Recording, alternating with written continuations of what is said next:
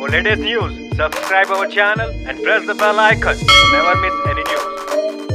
നമസ്കാരം, ഇത് one India Malayalam. Medical college കോഴയും അതിന്റെ റിപ്പോർട്ട് ചോർച്ചയും ബിജെപിയുടെ കേന്ദ്ര നേതൃത്വം നേരിട്ട് അന്വേഷിക്കും. സർക്കാർ സംവിധാനം ഉൾപ്പെടെ ഇതിനായി ഉപയോഗിക്കും. അന്വേഷണ റിപ്പോർട്ട് തന്നെ ചോർന്നതോടെ കേരള നേതൃത്വത്തെ ഇക്കാര്യത്തിൽ വിശ്വാസത്തിലെടുക്കാനില്ലെന്ന് കേന്ദ്ര നേതൃത്വം വ്യക്തമാക്കി കഴിഞ്ഞു. കോഴ വാങ്ങിയതിന് പാർട്ടി പുറത്താക്കിയ സഹകരണ സെൽ കൺവീനർ RS വിനോദിന് മാത്രമേ ഇതിൽ പങ്കുള്ളൂ എന്ന നിലപാടാണ് കേരള നേതൃത്വം പുറമേക്ക് സ്വീകരിക്കുന്നത് എങ്കിലും അഴിമതിയിലെ മറ്റുള്ളവരുടെ പങ്ക് കേന്ദ്രാന്വേഷണ പരിധിയിലാണ്.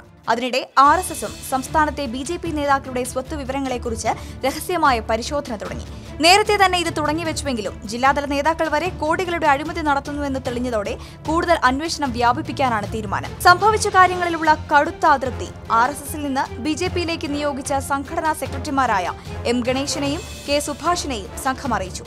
സംസ്ഥാന അധ്യക്ഷൻ കുമ്മനം രാജശേഖരനെ കൂടാതെ അന്വേഷണ റിപ്പോർട്ട് കിട്ടിയ രണ്ടുപേർ ഇവരാണ്. ഇത്രയും ഗുരുതര വിവരങ്ങളുള്ള റിപ്പോർട്ട് നേരിട്ട് കൈമാറാതെ ഇങ്ങനെ ചെയ്തതിനെക്കുറിച്ച് കേന്ദ്ര നേതൃത്വം അന്വേഷിച്ചിരുന്നു. ഇങ്ങനെ ചെയ്യാൻ സംസ്ഥാന നേതൃത്വം ആവശ്യപ്പെട്ടുവെന്ന മറുപടിയാണ് കമ്മീഷൻ അംഗങ്ങൾ നൽകിയത്. കമ്മീഷനുള്ള KP ശ്രീശനോ നസീറോ റിപ്പോർട്ട് ചോർത്തിക്കൊടുത്തുവെന്ന നിഗമനം പാർട്ടിക്കില്ല.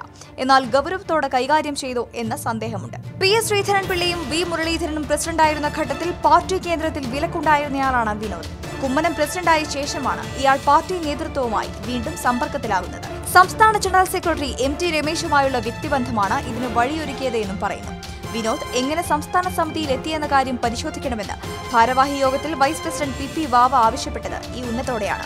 ഏതായാലും BJP നേതാക്കളുടെ സ്വത്തിനെക്കുറിച്ച് RSS രഹസ്യമായി പരിശോധിക്കുകയാണ്. വാർത്തയോട് പ്രതികരിക്കാം ഒരു കമന്റിലൂടെ. For latest news, like it, share it and subscribe to One India Malayalam.